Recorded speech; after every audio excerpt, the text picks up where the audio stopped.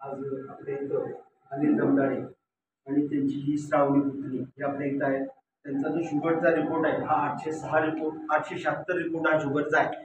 आणि इतक्या कमी वयामध्ये तिला एवढी शुगर झाली होती. हॉस्पिटलमध्ये ॲडमिट केल्यानंतर आपण तिला डायगोजी आणि अमृत ज्यूस चालू केलं आणि असा चमत्कार अगदी 1-2 महिन्यामध्ये तिची शुगर आज जेवायच्या अगोदर 104 आणि जेवणानंतर साधारणतः 155 ते 160च्या दरम्यान आहे. इतका सुंदर रिझल्ट मिळाला. याबद्दल तुम्ही समाधानी आहे?